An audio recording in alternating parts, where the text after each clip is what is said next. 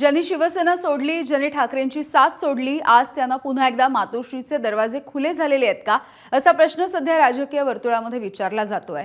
आणि याचं कारण कालचं अंबादास दानवे यांचं वक्तव्य आणि आज संजय राऊत यांनी केलेलं एक मोठं विधान। शिवसेनेमध्ये परतायचंय, त्यांनी मातोश्रीवरती यावं असं मोठं वक्तव्य खासदार संजय राऊतांनी केलंय। खासदार राऊतांचं हे वक्तव्य मोठं यासाठी आहे कारण हे संजय राऊत काही महिन्यांपूर्वी बंडखोरी केलेल्यांसाठी दारं बंद झाल्याचे ठणकावत होते। मात्र आता त्यांनी काहीशी मवाळ भूमिका स्वीकारली। शिवसेनेमध्ये परतायचं असेल तर मातोश्रीवरती यावं असं त्यांनी म्हटलंय। काल आमदार अंबादास दानवे यांनी दोन्ही शिवसेनांनी एकत्र येण्याच्या संदर्भात देखील वक्तव्य केलं होतं। यावरती बोलताना खासदार राऊत यांनी हे वक्तव्य केलेलं आहे। दरम्यान राऊत यांच्या भूमिकेला अंबादास दानवेंनी देखील आज दुजोरा दिलाय।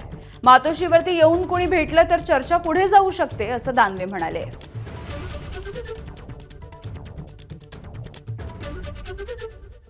शिवसेना एकच आहे।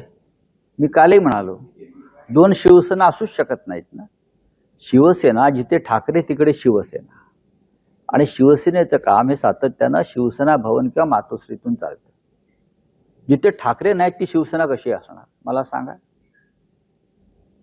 मी मगाशी असं आपल्याला सांगितलं की ज्यांना पश्चाताप झाला असेल, ज्यांच्यातला स्वाभिमान जागा झाला असेल, ज्यांना अशी खात्री पटली असेल की भारतीय जनता पक्ष महाराष्ट्रद्रोही पक्ष आहे, हा शेतकऱ्यांच्या आणि मराठी माणसांच्या विरोधातला पक्ष आहे, हा शेटजींचा आणि व्यापाऱ्यांचा पक्ष आहे, असं जर कोणाला जाणीव झाली असेल तर त्यांनी मातोश्रीवर यावं आणि उद्धवजींना भेटावं।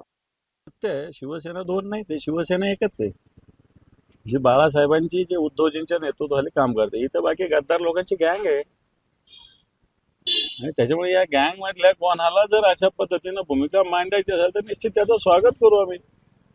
त्यांनी उद्धवजींशी बोललं पाहिजे।